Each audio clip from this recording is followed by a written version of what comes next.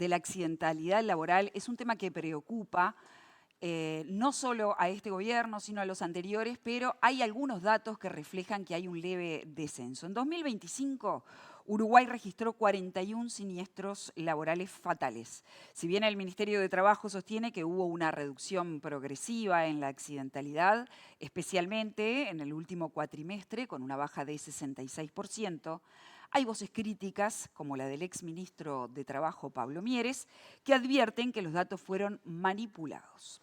En este contexto, la discusión sobre la seguridad laboral, la fiscalización y la cultura de la prevención vuelve a estar en el centro del debate público. Hoy conversamos con Luis Puig, o Puig, como le gusta a él que lo llamen, Inspector Nacional de Trabajo. Es un gusto recibirte, Luis. Feliz año, bienvenido. Feliz año y muchas gracias por la invitación. Es un gusto estar acá. Bueno, muchísimas gracias. Antes de comenzar con este tema específico por el cual fuiste invitado, es de orden que te preguntemos como líder, como dirigente de izquierda, cuál es tu posición y cómo viste los acontecimientos de la invasión de Venezuela, de Estados Unidos a Venezuela y la sustracción del gobernante Nicolás Maduro.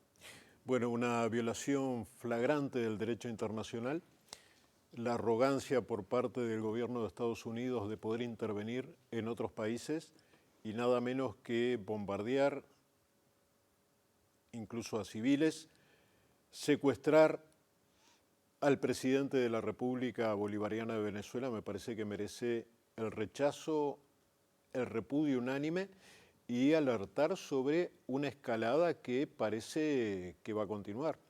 El mismo presidente de Estados Unidos ha planteado la posibilidad de acciones contra México, contra Colombia. Es muy grave esta situación. Cuba. Desde mi punto de vista retrotrae, claramente plantea una actitud imperialista, una actitud criminal, lo que se hizo el otro día en Venezuela, y yo creo que los países del mundo debieran entender cuál es la gravedad de este momento y que se está jugando con la paz mundial. Y para cerrar con el tema, ¿cómo ves la reacción mundial en relación a los acontecimientos? Bueno, creo que debe ser mucho más firme. Si uno ve las reacciones de los líderes europeos, de alguna manera poniéndose al servicio de Estados Unidos, es realmente muy preocupante. Creo que América Latina tiene un llamado de alerta en este momento porque la intervención norteamericana está claramente avasallando soberanía y tiene planteamientos que claramente basado en quedarse con recursos naturales. Trump dice nuestro petróleo a los recursos naturales de Venezuela. Bueno, también posiblemente en el futuro puedan hablar de nuestros recursos cuando se refieran al agua en Uruguay o en la región. Creo que hay que estar muy claro en ese tema. Luis, y aquellos que dicen, además de condenar a Estados Unidos, también hay que condenar al gobierno de Venezuela, hay que condenar a Nicolás Maduro. Las elecciones del 28 de julio de 2024 no son legítimas. Maduro estaba usurpando el poder. Bueno, no es lo que se dice en Venezuela mismo. En todo caso, se está utilizando una doble vara, un doble rasero en torno a Venezuela. El tema de Venezuela debe ser resuelto por los venezolanos. La imposición, que después fue reconocida, que fue un intento de imponer a el llamado presidente legítimo de Venezuela, que era el opositor, no fue reconocido ni siquiera por la oposición, por los líderes de la oposición venezolana. Yo creo que yo puedo tener diferencias con el gobierno de Maduro, de hecho las he tenido, pero mis diferencias son por izquierda, no por derecha. Y creo que Maduro es el presidente legítimo de Venezuela y no existe ningún elemento de justificación para una acción criminal como la que hizo Estados Unidos, que ha repetido a lo largo de la historia este tipo de acciones con las secuelas de muerte, de dolor que ha significado para América Latina, ¿no? Luis, hace unas semanas tuvimos al canciller Mario Lubetkin hablando sobre este tema y decía que estaba trabajando para evitar lo que finalmente sucedió, que fue la intervención de Estados Unidos en Venezuela. ¿Cómo te parece que Uruguay debería posicionarse, más allá de las declaraciones que han salido en las últimas horas desde diferentes perspectivas? ¿Qué acciones podría tomar Uruguay en este conflicto? Bueno, yo creo que la unidad de América Latina es fundamental.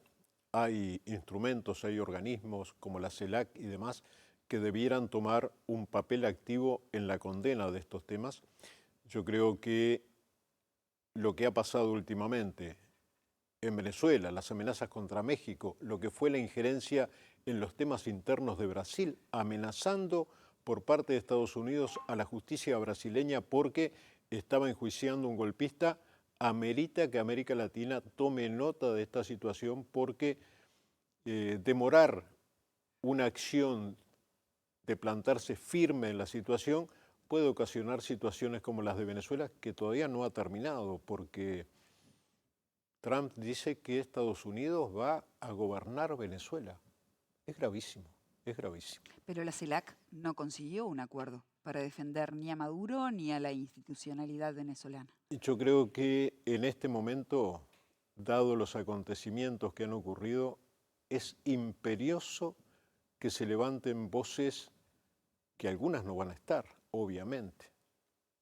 Al otro lado del charco, el gobierno argentino ha decidido ser aplaudidor de las acciones imperiales de Estados Unidos, pero creo que otros países han tenido una actitud digna y bueno, y esos países debieran liderar lo que para mí es un elemento imprescindible para asegurar la soberanía de América Latina. Bueno, muy bien, te cambio de tema, ya quedó planteada tu posición como líder de PVP.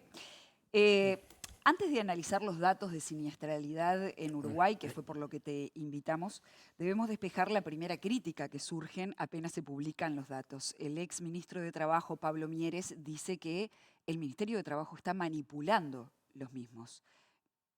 ¿Qué pensás al respecto? Bueno, yo no le voy a responder al exministro. Cuando desarrolle lo que venimos haciendo, va a quedar clara la respuesta. Porque no voy a entrar en una política menor. Cuando explique lo que venimos haciendo, va a quedar claro que no tiene ningún fundamento ese planteamiento, pero va a quedar meridianamente claro. Nuestra preocupación es no buscar la aprobación del exministro, sino trabajar en el tema cómo reducimos la accidentalidad laboral con el drama humano que ello significa. Por tanto, primero, una primera precisión. Nosotros hicimos la conferencia de prensa el 30 con datos cerrados al 28. El 31, el Banco de Seguros nos informa de un accidente mortal rural en un predio rural de Colonia, en un accidente eléctrico realizado al final de la jornada laboral en un lugar donde un trabajador se duchaba. Por tanto, las cifras son 42 accidentes mortales en el 2025, 6 en el último trimestre, lo cual refleja una reducción del 50% en el último trimestre. Si vamos al último cuatrimestre es una reducción del 60% y si vamos al segundo semestre una reducción del 25%. Pero las vidas humanas son más que porcentajes. Por tanto, vamos a desarrollar cómo venimos encarando este tema desde el Ministerio de Trabajo y cómo hemos logrado una acción conjunta con actores que son fundamentales. El Estado, pero también empleadores y trabajadores. Antes de ir a las acciones, te propongo que sigamos mapeando la situación. ¿Cuáles son aquellos sectores donde, donde han sucedido mayormente este grado de accidentalidad? Bueno, tenemos una cantidad importante de accidentes en el medio rural, en la construcción, en industria y comercio. ¿En ese orden? ¿En ese orden? Sí, por ejemplo, este año la accidentalidad en la construcción ha sido muy alta, 13 accidentes mortales. Vamos a ver el panorama en el cual nos encontramos. En primer lugar, es la primera vez que el Ministerio de Trabajo presenta los datos totales de los accidentes de trabajo. Esto tiene que ver con que había un subregistro de los accidentes de trabajo que vamos a explicar. y los accidentes mortales en particular. Cuando hablo de su registro, no hablo de mala intención de nadie, ni del anterior gobierno, ni de nadie. Lo que hablo es de que los datos que existían del último quinquenio en torno a los accidentes mortales, por ejemplo, son datos suministrados por el Banco de Seguros. El Banco de Seguros viene registrando, y estamos trabajando para un cambio en eso, los accidentes que están amparados por la ley 16.074. O sea, los que están dentro de esa ley están contabilizados en esos datos que existían hasta el año pasado, por tanto no son todos, hay una cantidad muy importante de accidentes que quedan por fuera. Lo segundo es que este año resolvimos incorporar todos los accidentes y los accidentes mortales, incluso aquellos producidos en el tránsito en ocasión del trabajo, que no estaban contabilizados. Vos decís, en 2024, 2023 se registran menos accidentes porque había accidentes que ocurrieron que no se registraron. Exactamente. Y en realidad nosotros podemos ver como desde enero de este año, en el registro que hacemos, cuando incorporamos todos los accidentes, los rurales que no estaban, por ejemplo, si rurales u otros, los que estaban en la informalidad no estaban registrados. Nosotros incorporamos todo. Nos dimos cuenta, contabilizando a partir de enero, que los accidentes no eran uno cada 10 días, sino uno por semana, que fue lo que tuvimos durante el largo periodo del año, un accidente por semana. Y cuando hablas de estos datos, ¿cuáles fueron esas acciones que permitieron ir a la baja en los datos? Bueno, justamente iba a eso. Cuando nos encontramos con esta realidad, y creo que el ministro Castillo lo explicaba muy claramente el otro día, dijimos, decía Juan en la entrevista, en la conferencia de prensa, no había tiempo para lamentos ni para buscar responsabilidades hacia atrás. No fue esa nuestra preocupación. Nuestra preocupación fue cómo actuamos en forma conjunta, Estado, empleadores y trabajadores, para desarrollar una campaña a nivel nacional, que es el Compromiso Nacional por la Vida, la Salud y la Seguridad en el Trabajo, que permita, primero, tomar conciencia de la situación. Y en eso, lo decíamos el otro día, hay varios actores que tuvieron una actividad relevante. Inspectores, inspectoras, abogados, abogadas, funcionarios y funcionarias del Ministerio de Trabajo, los choferes, pero también hubo otros actores. El Banco de Seguros, Presidencia de la República, los periodistas y comunicadores, y nosotros les reconocíamos el otro día, que permitieron que en todo el país este tema apareciera en la agenda, que no se naturalizara que un trabajador muriera por el hecho de cumplir con su función laboral. ¿Qué nos permitió eso?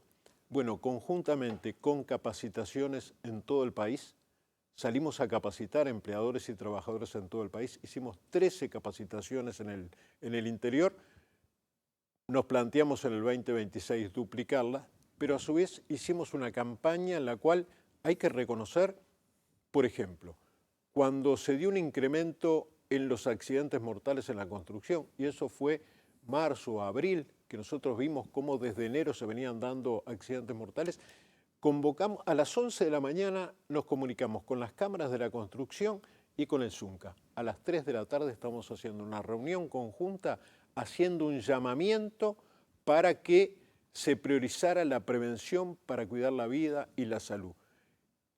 E inmediatamente la Cámara de la Construcción, el ZUNCA, invitando al Ministerio de Trabajo, realizaron una campaña pública de difusión, lo cual es un elemento fundamental. Y Luis, el Ministerio aumentó los controles, la cantidad de inspectores en la calle, porque está bien las campañas, la educación, pero también no es menos cierto que si no hay multas, si no hay controles, justamente, bueno, a pesar de tener la cantidad de inspectores más baja en la historia reciente de la inspección, por lo menos en los últimos años, 88 inspectores, cuando subimos 86 al día de hoy, realizamos lo que decía Juan Castillo, salimos a todo el territorio nacional.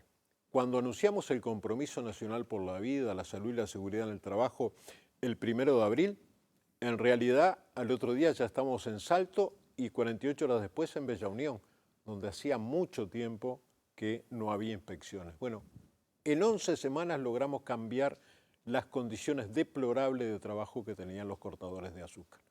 Hace unos de días caña. estuvimos hablando sobre la forestación. Y un sociólogo que estaba trabajando en el tema nos comentaba que en ese rubro hay casi la mitad de informalidad en el trabajo. ¿Cuál es el rol ahí de inspección de trabajo para corroborar eso, para incidir, para marcar lo que está en infracción? Bueno, justamente son las inspecciones, muchas veces por denuncia, muchas veces de oficio, pero sabemos del tema de informalidad, lo estamos combatiendo, no solo el Ministerio de Trabajo, el BPS y otras áreas del Ministerio. Nos hemos encontrado, por ejemplo, que en varias áreas, por ejemplo en construcción, la informalidad, la contratación de trabajadores argentinos, que estaría muy bien que los contrataran, pero que los contrataran con todas las condiciones de formalidad y con todos los derechos que ha conseguido el Zunca. Sin embargo, vemos cómo se ha contratado trabajadores de otros países en situaciones realmente lamentables. Pero yo quiero hacer hincapié en esto. Lo que ha hecho el Ministerio de Trabajo es, lejos de manipular cifras, ha sido transparentar todas las cifras, todas las cifras. ¿Por qué? Porque nosotros queremos cambiar esta realidad. Y por tanto, lo que dijimos fue, vamos a incorporar todos los accidentes de trabajo y todos los accidentes mortales en el área de trabajo. O sea, lo que se ha hecho en el Ministerio de Trabajo, hoy podemos decir que no hay un solo accidente mortal que no haya sido registrado en esa lista. ¿Qué fue lo que pasó? Bueno, esa acción conjunta del Estado, un Estado que nosotros lo decíamos hace tiempo, tiene baja percepción del riesgo. Hicimos una capacitación, el Estado capacita al Estado, donde convocamos a todos los organismos públicos, pero al mismo tiempo desarrollamos esa acción conjunta con empleadores y trabajadores y a su vez, algo que yo quiero expresarlo con mucha claridad, porque en estos temas no vale el chiquitismo, no vale el rédito político menor. Nosotros utilizamos una herramienta que se aprobó el año pasado, que fue el decreto 246 que establece la Política Nacional de Salud y Seguridad en el Trabajo. Allí trabajó mucho el Consejo Nacional de Salud y Seguridad del Trabajo, el CONASAT, trabajó la OIT y trabajó el anterior gobierno. Y eso es una buena definición, esa política que existe en otros países, que no estaba en el país, y el tema es que había que ponerlo en práctica, porque solo el decreto no iba a cambiar la realidad. Claro. ¿Y qué accidentes, vos decís, ocurrieron y no se registraron como accidente laboral, por lo tanto no aparecen las cifras? Bueno, todos los que estaban por fuera de la ley 16.074. La ley 16.074, porque hay que tener en cuenta que el Banco de Seguros es una empresa estatal, pero de seguros. Por tanto, sus registros estaban concentrados en quienes estaban protegidos por la ley 16.074. Quienes estaban en la informalidad no estaban protegidos por esa ley. Pero al mismo tiempo, los accidentes de tránsito en ocasión del trabajo estaban registrados como accidentes de tránsito. Nosotros incorporamos todo, por eso de manipulación nada. Al contrario, aumentaron las cifras cuando las transparentamos, pero eso era imprescindible para elaborar una estrategia para cambiar la realidad. Incorporamos el tema de los delivery, que son una cantidad importante de accidentes. ¿Por qué los incorporamos? Porque queremos incidir en el cambio de sus condiciones de trabajo y en el tema seguridad. Podrá decirse, ahí no hay quien les organice el trabajo. Sí, las plataformas a través del algoritmo es lo que definen si tiene 15 minutos para llegar a la Rambla, al Prado o a la Unión. Y por tanto, eso va a ser lo que le organice el trabajo. Y eso también ha dado resultados importantes, empieza a dar resultados importantes porque empiezan a generarse mecanismos de salud y seguridad allí. Pero fundamentalmente, ¿cuál fue el mensaje que nosotros dimos el 30? No fue, qué fenómenos, qué bien que anda el ministerio, no fue ese el mensaje. El mensaje fue, tenemos una tendencia auspiciosa, porque que en realidad en el último trimestre baje de un promedio de 12 accidentes mortales a 6, yo creo que cualquier uruguayo o uruguaya debiera alegrarse. Eso es que Porque lo logramos tomaron por trimestres. Sí, pero si lo tomamos por cuatrimestre también hay reducción, si lo tomamos por semestres también hay reducción. ¿Qué es lo que estamos planteando? La comprobación central es que se puede bajar la accidentalidad. Ahora, también hicimos un llamamiento. Esto se puede caer como castillo de naipes si no se reafirma el compromiso del Estado, empleadores y trabajadores. Ese fue el mensaje central, el mensaje por la vida que decía la presidenta en ejercicio en ese momento, Carolina Cose, lo más importante es la vida. Bueno, ese es el mensaje que dimos. Por tanto, otro tipo de consideraciones, rédito y demás, no nos interesa. Lo que sí puede haber es otra consideración. Tenemos un problema de salud mental muy importante en nuestro país, con una prevalencia muy importante. ¿De qué forma el Ministerio y esta coordinación interinstitucional de la cual te estabas refiriendo y te alegrabas, toman este asunto e inciden de una manera concreta en el trabajo? Bueno, acá hay una herramienta que se aprobó una ratificación del convenio 190 de OIT sobre acoso y violencia en el trabajo que tiene mucha incidencia en la salud mental. Nosotros estamos trabajando hoy, primero con un protocolo por parte de la inspección sobre el tema acoso y violencia en el trabajo, pero además nos planteamos la reglamentación de ese convenio. Estuvo trabajando un equipo liderado por el doctor Hugo Barreto, subsecretario del Ministerio. Está listo el proyecto de reglamentación, el borrador, lo está analizando el CONASAP, que es el órgano rector, y a partir de allí vamos a tener una herramienta que nos permita incidir de una manera más clara. Pero ya no, sin esperar la aprobación de ese decreto, venimos aplicando determinados criterios. Por ejemplo, algo que para nosotros es fundamental y esta administración lo ha tomado como base es que para definir acoso en el trabajo no es necesario que se recorra todo un camino de reiteración. No es necesario que te acosen todos los días para establecer eso. Basta con un solo acto. Entonces, ¿qué pasa? Nos estamos encontrando con protocolos de empresa que lejos de ser herramientas para evitar el acoso, son verdaderos manuales de cómo acosar. Si te acosan la primera semana, pero la segunda te dejan tranquilo y la tercera no hay un hecho relevante, no. La reglamentación va a decir una sola actitud o la reiteración de esas actitudes debe considerarse acoso. El drama que genera el acoso laboral y la violencia laboral en la psiquis de las personas, ni que hablar si eso va acompañado de acoso sexual y demás, es muy grave. O sea, termino con esto. Una caída de altura impacta y mata. El acoso laboral también genera sufrimiento y muerte. Hemos visto casos de gente que, con los índices que tiene Uruguay, o sea, el acoso y la violencia en el trabajo también matan. ¿Y vos crees que con los cambios que tienen previsto implementar, el trabajador, digamos, va a realmente poder hacer un proceso, va a ser defendido? Porque lo que pasa el día de hoy es que se puede denunciar, se puede ir al ministerio, pero por lo general lo que tiene que ver con el acoso laboral es muy difícil de probar. Bueno, se han probado situaciones de acoso. Pero muy concretas, o sea, Sí. en comparación con la cantidad de casos, ¿no? Yo creo que hay una situación que merece ser analizada en cada caso concreto, pero también merece un mensaje general. El mensaje general es que no es posible el acoso en el trabajo, que no se puede naturalizar. Se han dado situaciones de personas que han concurrido a la inspección y le han planteado a las personas que les toman la denuncia, que en ese caso es jurídica, ¿sabe qué, doctora? Después de la tercera agresión decidí denunciar. No hay que esperar a la tercera agresión. Y hay que plantear que no se puede naturalizar el tema del acoso en el trabajo. Es fundamental una campaña a nivel nacional. ¿Cómo juega el miedo? ¿Qué rol juega el miedo? Porque a veces el trabajador es acosado por un par o por un superior. ¿Cómo juega el miedo ahí? Que empieza siendo individual pero termina siendo colectivo.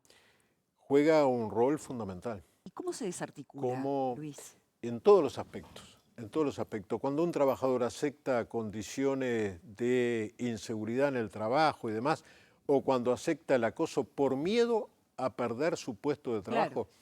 Y también se establece una cuestión de el sentirse solo o sola en esa situación, el ver que hay mecanismos institucionales, que eso se desarrolla, que se comunica, que no se naturaliza, es fundamental. Pero a su vez, el tema de la fiscalización, de la sanción y al mismo tiempo de los mecanismos que nosotros llamamos mecanismos de corrección, ¿no?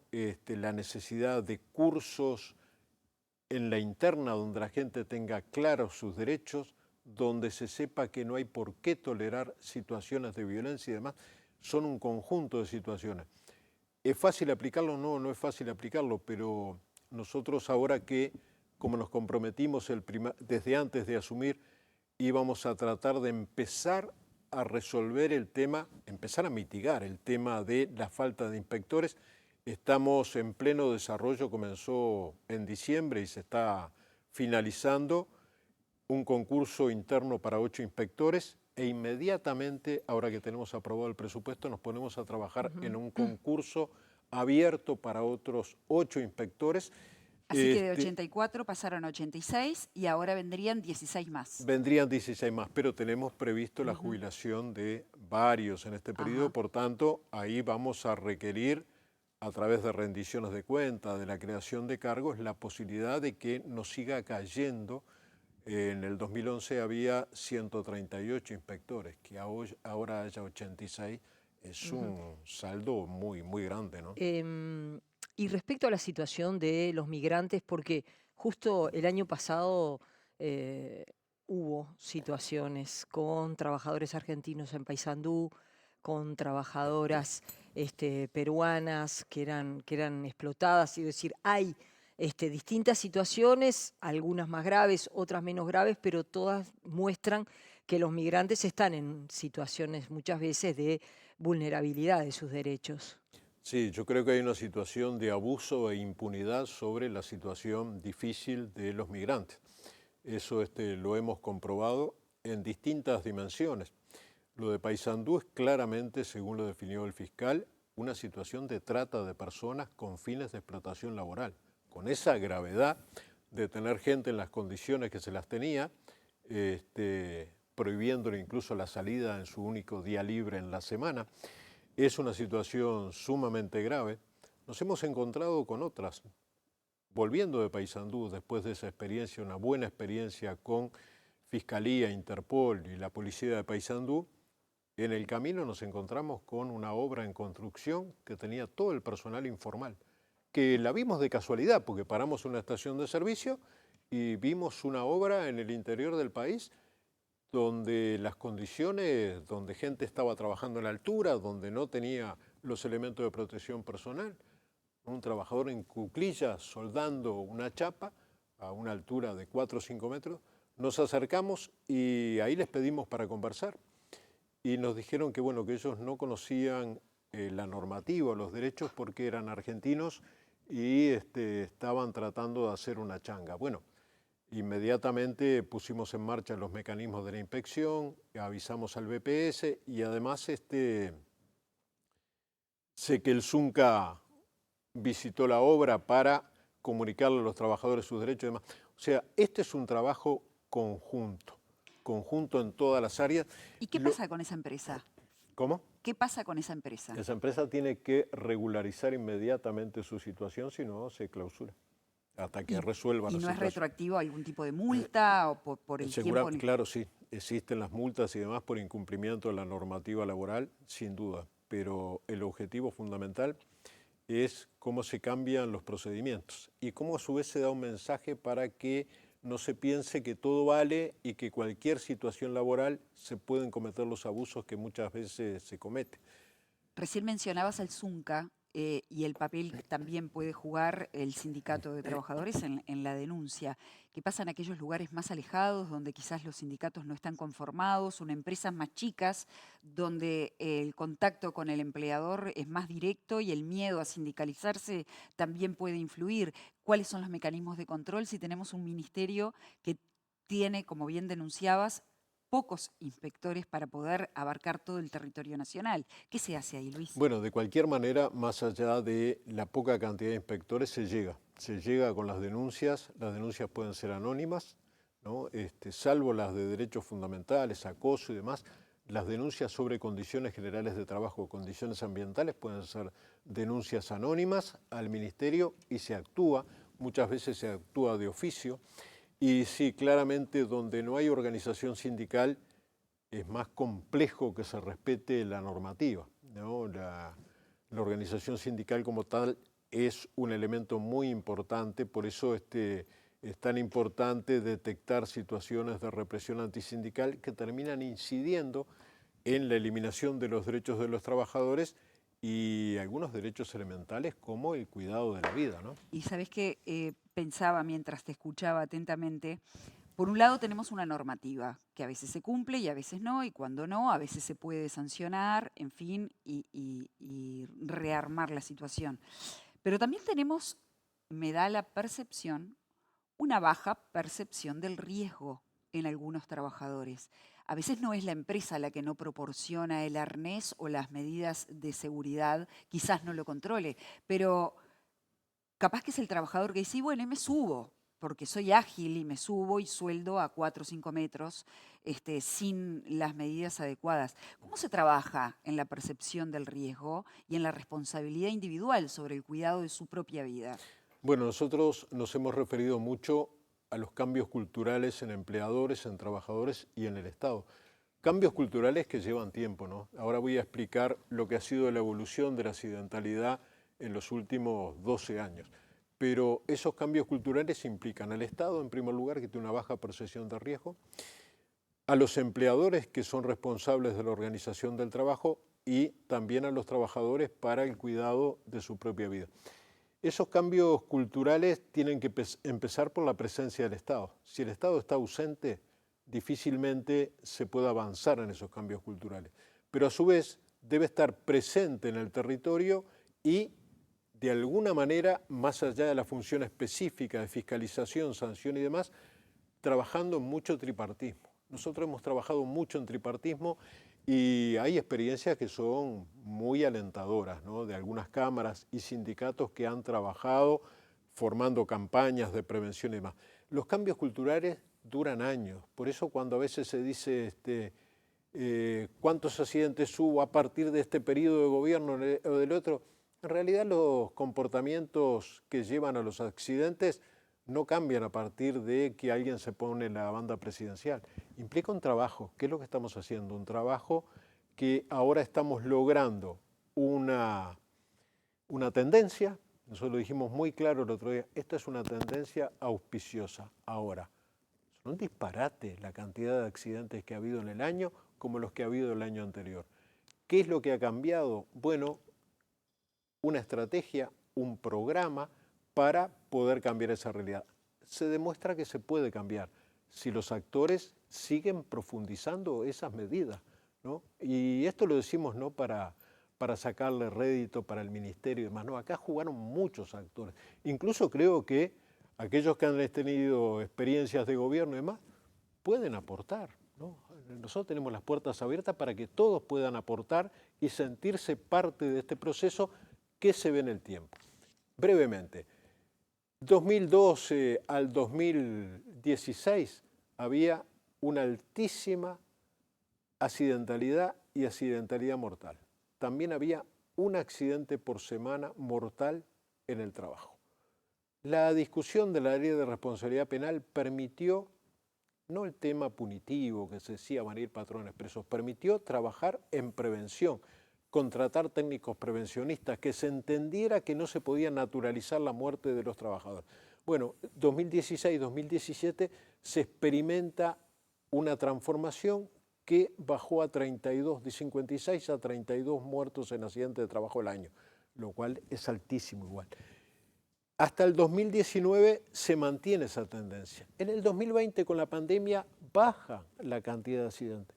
En el 2021, y esto lo vamos a documentar porque estamos terminando un estudio, empieza a subir 21, 22, 23, 24, el 2024 estamos al mismo nivel que antes de la aprobación de la ley. Perdimos 10 años como sociedad. Y en el 2025, lógicamente, se mantuvo durante un largo periodo esa alta accidentalidad. Nosotros estamos conformes con los datos del último trimestre. No, creo que es un avance muy importante, pero queremos seguir en una práctica, en la medida que se demostró que se puede bajar, seguir trabajando. Y ahí invitamos a todos, pero invitamos a toda la sociedad, ¿eh? No excluimos a nadie. Muy bien. Luis, gracias. Ojalá que esa tendencia se confirme y que la gráfica, que en realidad son vidas humanas, siga bajando en cuanto a la accidentalidad. Gracias por eso. Muchísimas gracias a ustedes. Gracias por haber venido. Nos vamos ya.